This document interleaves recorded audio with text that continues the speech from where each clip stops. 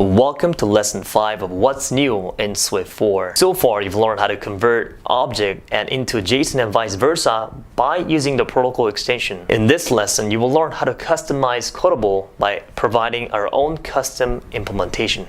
Let's get started.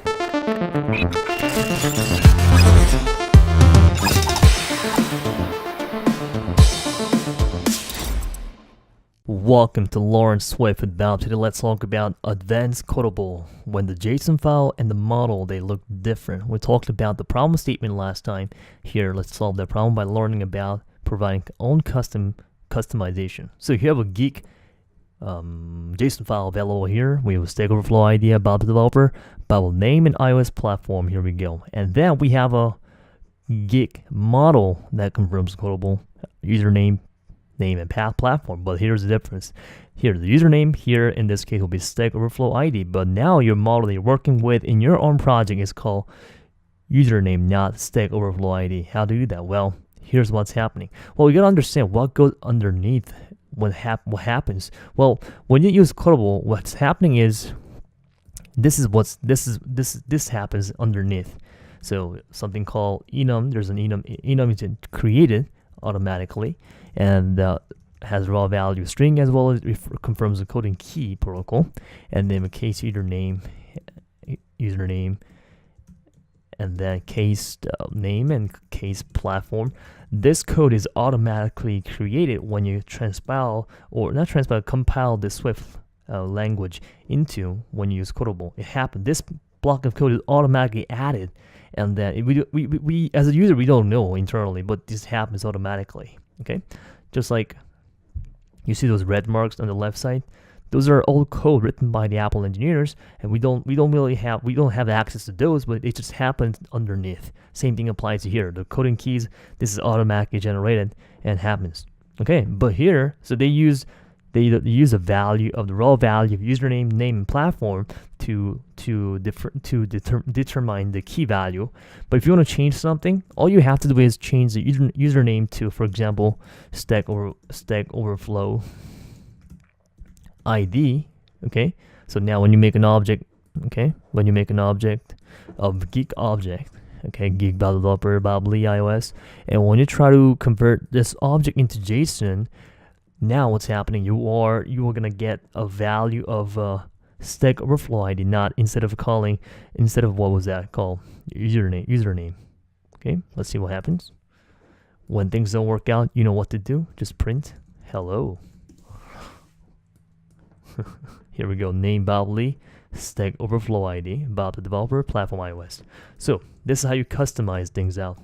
Okay, but we can customize much more. Okay, we only covered the coding key, but what if you only for example, when you have an object of Bob developer, Bob Lee, iOS, what if you want to encode two properties, only username as Bob Lee, you don't want to enter Bob platform? How do you do that? Well, in order to do that, what you have to do is you provide your own custom implementation for Codable protocol, such as encodable as well as decodable. Let's learn how to do that. We can, we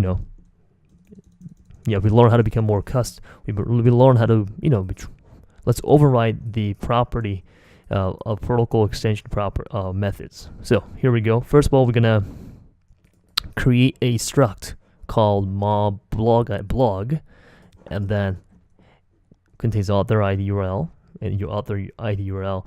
And when you want to confirm to encodable or decodable, you gotta provide this enum called blog coding keys, or whatever you name or call it, and has to confirm the string value as a coding key. Again, this enum value is automatically generated if you don't provide your own. Okay, and of course we have to have it let blog extension blog, it confirms to encodable.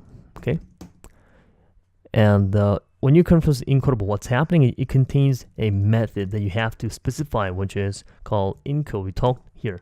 This is a method that you have to implement, and this method is like a delegate pattern. This method is called by something else. This object contains the encode method, and that encode method is called by something else. So in this case, we're just providing an implementation for encode, and this method will be called by something else, probably JSON encoder later down the road.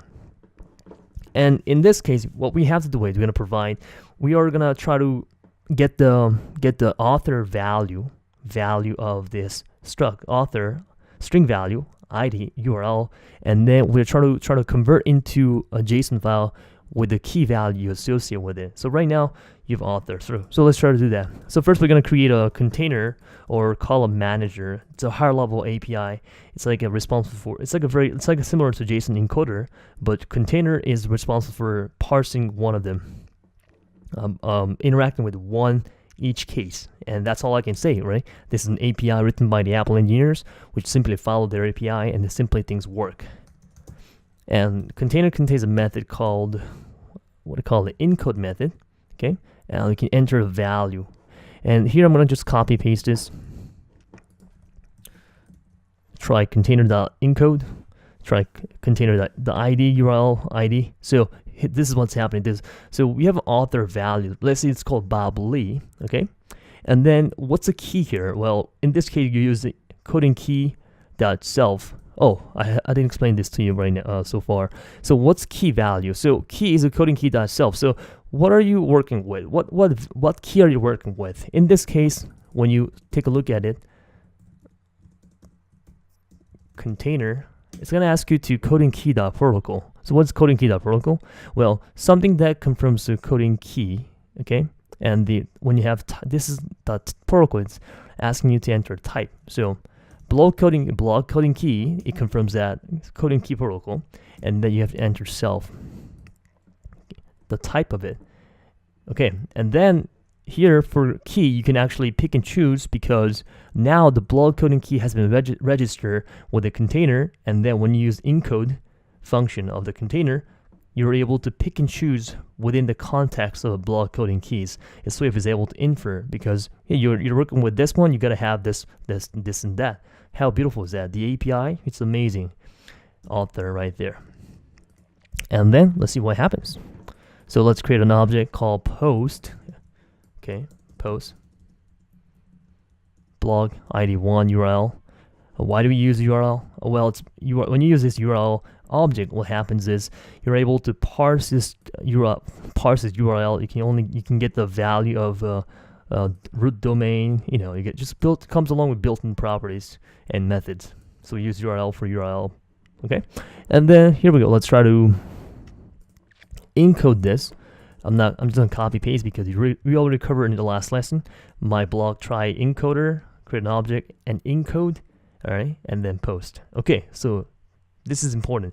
So when you call this encode method, okay, of that JSON encoder, this encode method takes post of an object. But if you think about post, it's actually coming from the blog confirms encodable, and this encode method runs the encode method of blog. Okay, again, this encode method of a JSON encoder calls the encode method of the post.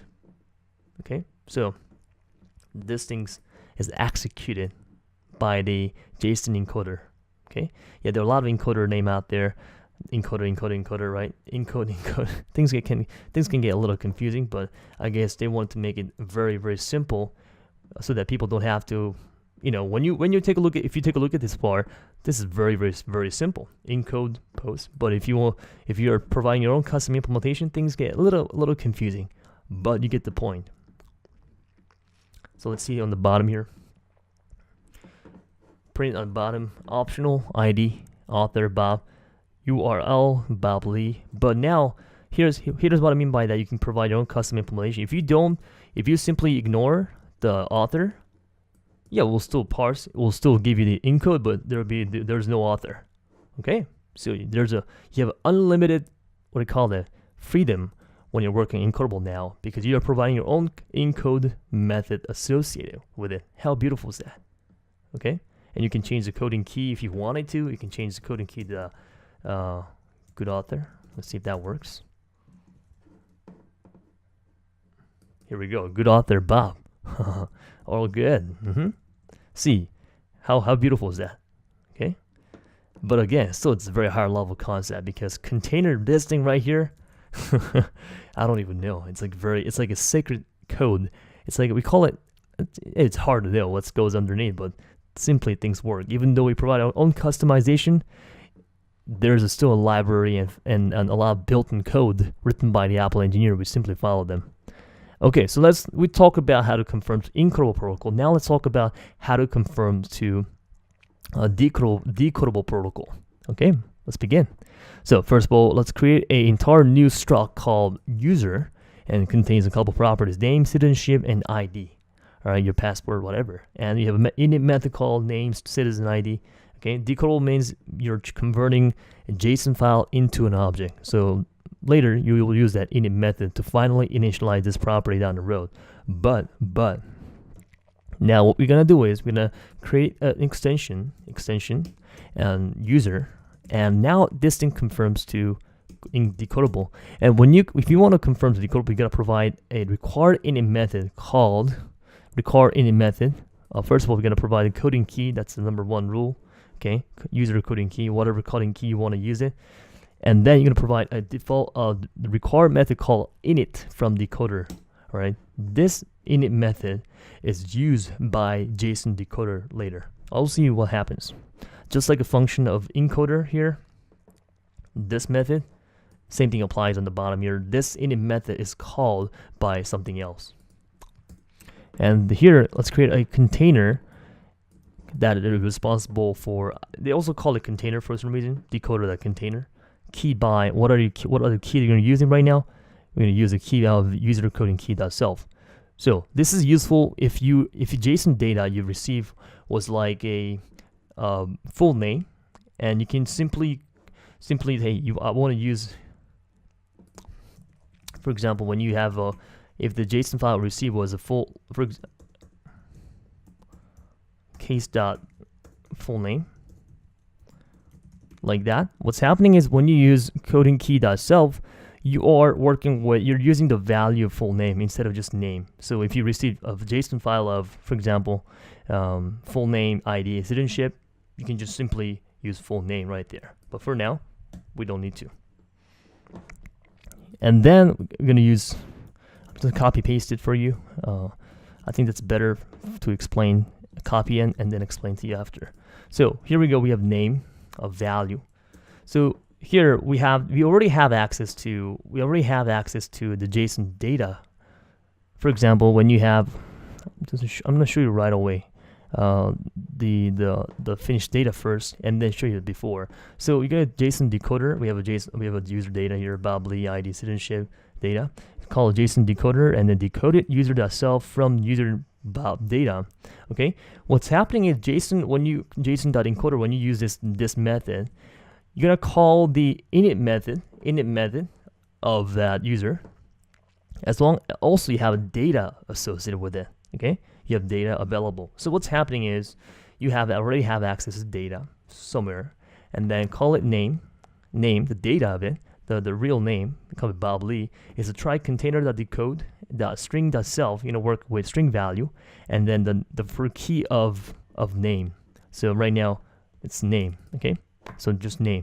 So you are trying to, this is a very high level concept, but you are trying to work with the key of name as well as string type. Okay, and see if that is something that exists or not. If it does exist, well, let's put it into store to a name constant. Okay, that's what's happening. Same thing applies to citizenship. Try container, decode it, string to self. This must be a string value, and also for key of citizenship. Okay, so if citizenship exists as well as also this is a string value, well, let's store it to citizenship. Okay, same thing applies to ID here. But lastly, it's the most important part is you gotta initialize a property above here. How are we gonna use it? How are we gonna initialize this one? Well, you know what to do. You're gonna use two-phase initialization we talked about before. Here we go. Self.init kicks in right here. Okay, here we go. Self.init. We are initializing the final property self.init. Okay. So let's recap a little bit again. So when you use decode method, okay, this method of JSON decoder is gonna call the init method of this part. Okay. Along with the data associated with user Bob data, they some sort of work together. We can't exactly know how it works, right? Again, this is API, and then they kind of work together. They're trying to find a key, access the key of the user Bob data, name and ID and citizenship. If things exist, and they store into a constant, and finally you're gonna call the self.init method to fully initialize the top property, the properties of the along with user, which is the most important part: name, citizenship, and ID. Okay. The benefit of the doing this part, you can provide your, if you really wanted to, you can also provide your own custom for Republic of Korea.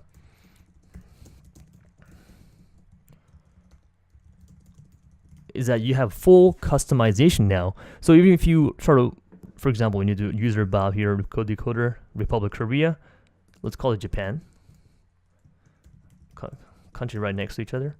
It doesn't really matter because now you're always gonna initialize with Republic of Korea. Okay, so you have a full control when it comes to parsing. Okay, how amazing is that? Again, this is I still believe this is better than, again, this is an API. So when you're working with teammates, they find it very hard to understand. But I believe if I were to do, in the last lesson we talked about using the guard method, but this is a way more concise way. Although there's a big library you got to use called Codable as well as Decodable and Codable. But as long as you are kind of familiar with that framework as well as the library, I think this is a better way to go about. Just the more readable, and also it's just easy to provide custom implementation without having to go through those guard as well as throw. It simply throws by itself. Also, by the way, if I might not have explained this before, you can use a try keyword. I mentioned that try keyword is only used within do try, right? But it can be also used within something that throws. Here's why. When you call this init method, it's always going to be called within do try, right? This entire init method. So when you have this try within here, small sections, and if that thing throws something, it's going to be caught within the big, larger do try catch. Okay, so we have do try catch, do catch block outside, and you have small try. That's possible. Okay, am I making sense? If I'm not making sense, you can just ask me a question, and I'll get back to you. Okay, you'll learn how to make things customizable. How amazing is this? I love this API. I mean, this Swift 4 came out a couple months ago, and I was busy building the app. I was busy building this course, so I haven't really used Codable in my personal app that much. But it seems like it's a great API. I'll definitely use that instead of the old method. Okay, if you have any questions, comment down below. If you learned something new, thumbs up for me, and see you in the next lesson. Bye-bye. That's it.